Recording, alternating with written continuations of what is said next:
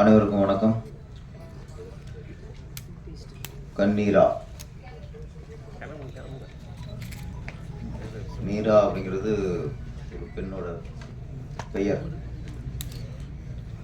அந்த நீராவை கண்ணுக்குள்ளே கதாயம் வைத்திருக்கிறாரு, அதான் கண்ணீரா. நான் இப்போ சொல்கிற கண்ணீரா அப்படிங்கும்போது நம்ம கண்ணு வந்து நீர் சொல்கிறாங்க இருக்கு, அதான் டிவி பார்த்துருக்குமே. இது ஒரு டைப் கொஞ்சம் புதுசாக இருக்குது. இதில் வந்து நம்மளுக்கு வந்து முக்கியமான விஷயம் என்னென்னா, மனைவி கதை எழுதி கணவன் இயக்கியிருக்கிறாரு, அது புது விஷயம்.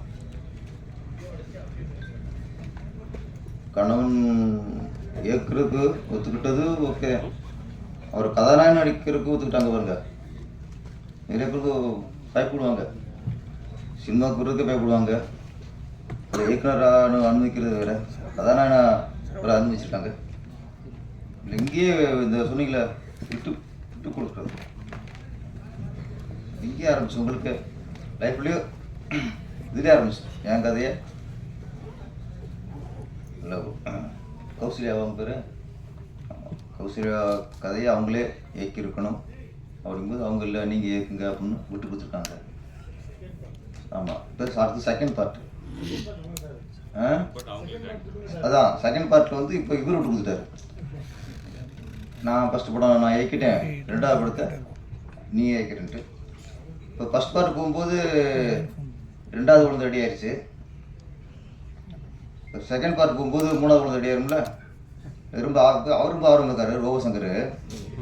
என்ன அவர் வந்து நல்ல செகண்ட் பார்ட் போகும்போது மூணாவது குழந்தையும் ரெடி ஆகிடும்.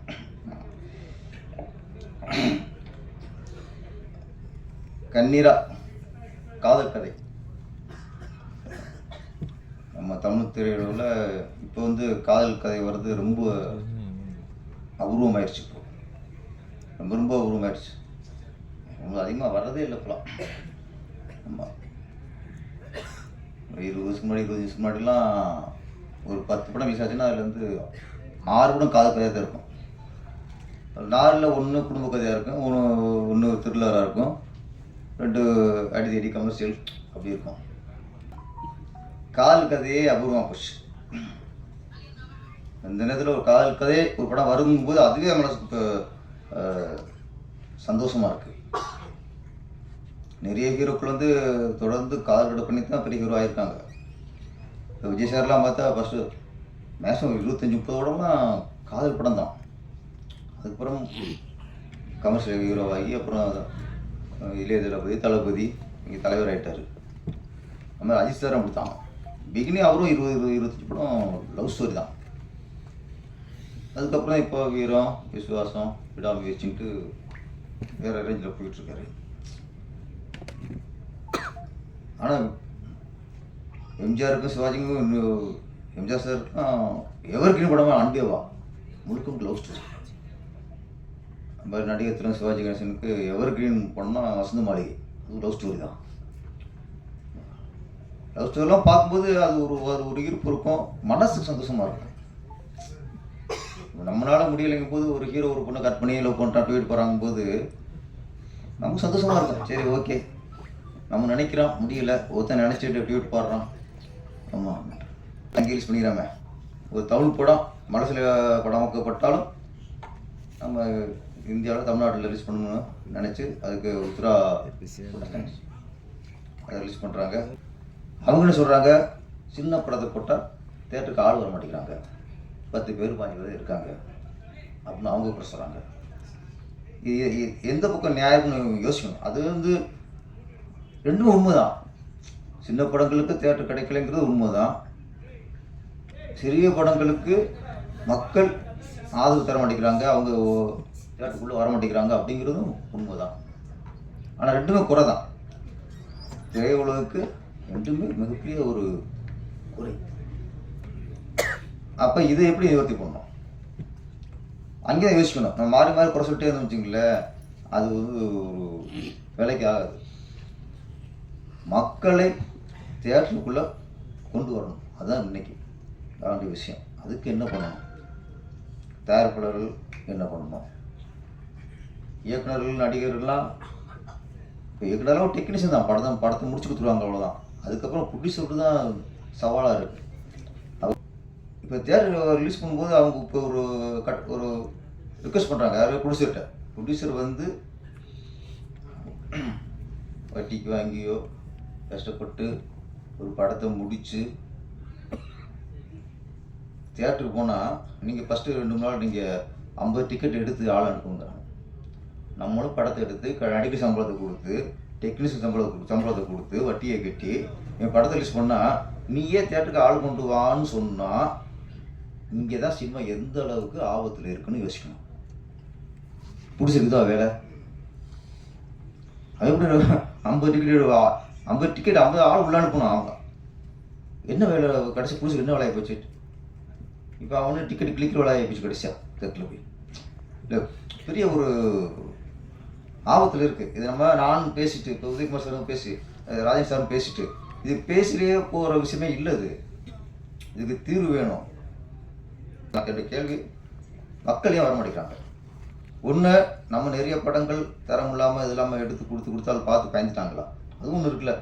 4 சின்ன படம் பார்த்து என்னடா போட்டு வச்சு கொண்டுட்டாங்களே அப்படின்னு சொல்லி அடுத்து சின்ன படம் வரும்போது பயப்படுறான். மக்களை பொறுத்த வரைக்கும் ஒன்றே ஒன்று தான் சார். இன்றைக்கி டிக்கெட் விலை சொல்கிறான், அதெல்லாம் இல்லை. ஒரு படத்துக்காக அவன் ஒதுக்குற நேரம், இன்றைக்கி நேரம்ங்கிறது மிகப்பெரிய விஷயம்.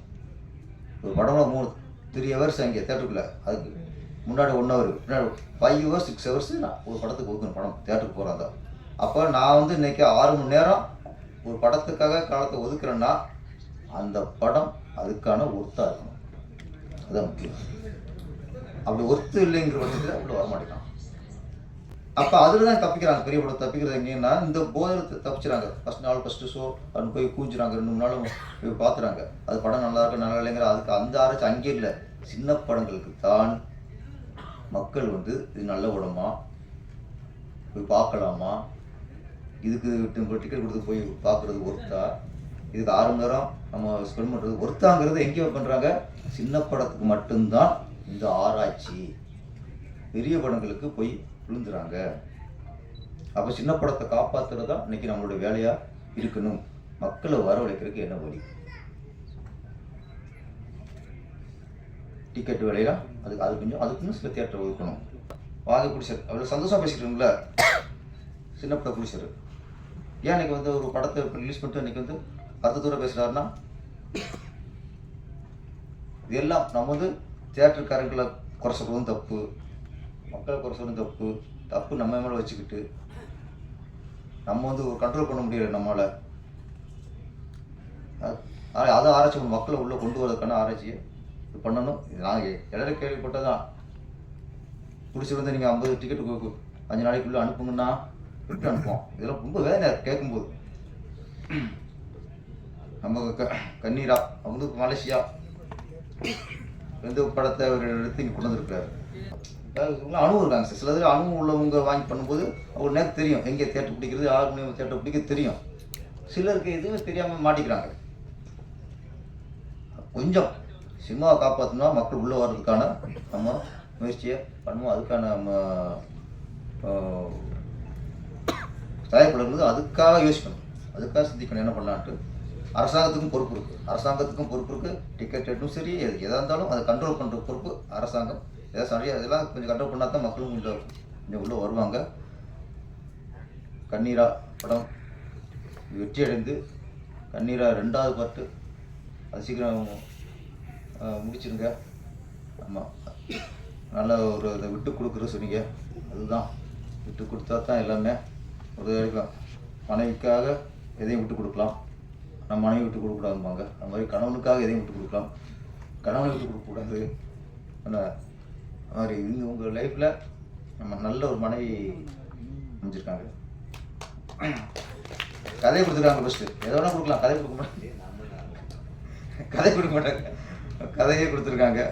அதனால் உங்கள் சந்தோஷத்துக்கும் என்ன தொடர்ந்து கௌசல்யா மேடம் வந்து கண்ணீரா 1 கண்ணீரா 2 அதுக்கு ஒரு வேறு டைட்டில் 2 முடிச்சுங்க. 3 இங்கே கொஞ்சம் தாங்க மாட்டேங்குது, 2 தாங்க மாட்டேங்குது. இப்போ நிறைய தொடர்ந்து படம் பண்ணணும்னா தொடங்கி யூஸ் பண்ணுங்க. அந்த படம் மிகப்பெரிய வெற்றியடைய வாழ்த்துக்கள். நன்றி, வணக்கம்.